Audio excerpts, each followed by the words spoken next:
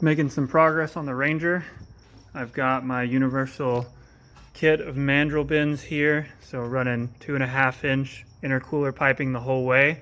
Debated using 3 inch, but the 2.5 fits really well. I also don't think that I'll be losing all that much power running 2.5 in this truck. The name of the game is not power, so being able to fit stuff and not have it interfere with tires and other stuff's a big deal. The inlet to the intercooler is 3 inches, so there's a step up from 2.5 to 3, and then it steps back down on the other side. It's 2.5 into the throttle body. I've got that off right now. I did have to remove the battery tray, so battery tray goes right here and then comes over. There's some rust that I'm not going to worry about. The battery is going to be relocated to the rear. I was planning to do that anyways for better weight distribution, but even if I wasn't cutting the battery tray out, I would have had to cut some of it out just to clear the tubing because it did intersect. The other sections right over here, they're nearly identical except for this little bend at the top. So yeah, some tips on this. If you're trying to mock up your own intercooler piping, I always mark how deep into the silicone coupler I have the tube because you're going to be pulling this on and off a lot. Also marks for rotational alignment on the sections. It's very easy to have a tube slightly further in or out of a silicone coupler, and then your mock-up seems like it's wrong when it's not. So yeah, I've got one right here for the turbo outlet as well.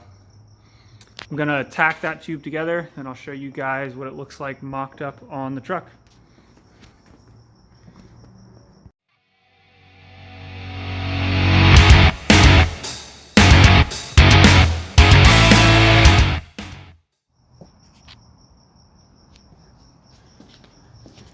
So, got the tube back in the truck. Looks pretty good. Still fits really well. See the clearance between the frame and the fender liner. I hope that this doesn't rattle when I am running it, but I don't know, we'll see. I can always attach it to the frame with a hose clamp. And then down here, like I said, nearly the same as the other side. It all looks really good. Tick mark lines up. So now I'm going to go through, clean all those with rubbing alcohol. One important thing about trying to fit all this after you tack it before you weld all of it is making sure that the fully assembled tube can be installed as well. I actually wasn't able to install this tube from the top. I had to bring it in from the bottom.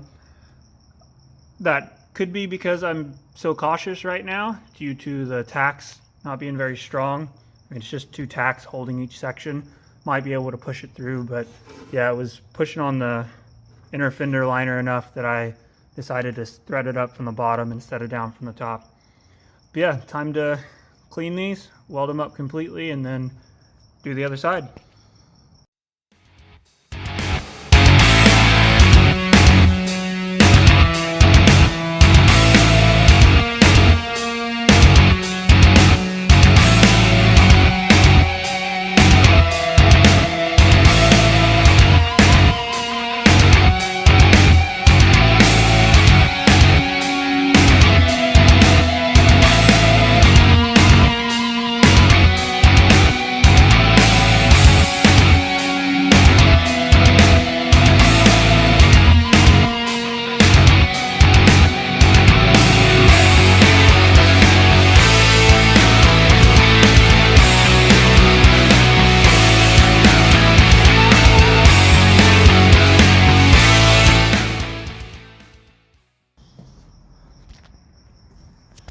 All right, you guys, first tube is done.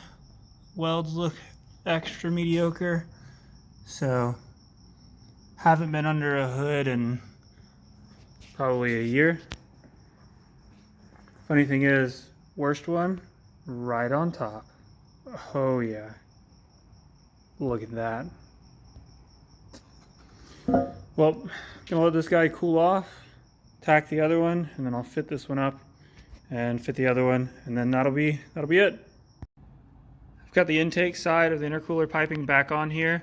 I was able to get it in from the top, so it's good to know that you can install it both ways. I'm still running a 3D printed adapter plate for this LS throttle body. Definitely glad I took the time to 3D print one of these instead of just making it myself, because it let me notice that I would have interfered with the camber adjustment. I wound up rotating it a little bit more than I thought I would need to, so I could have good access to the camber adjustment. Down here, same as before, except everything's welded up and need to throw some clamps on it.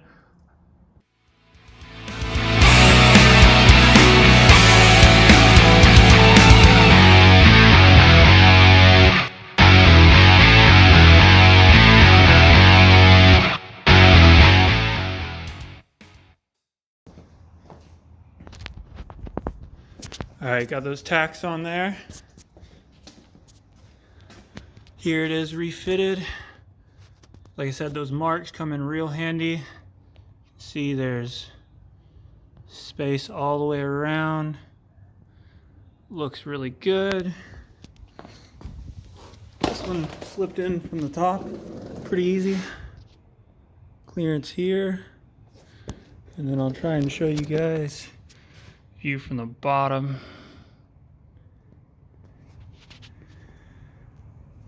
So,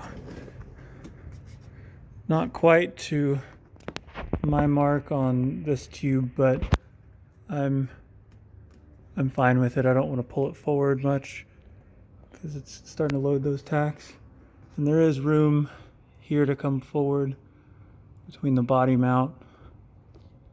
So yeah, time to weld it all the way up. And it's welded. So that's the end of this. Everything fits really well.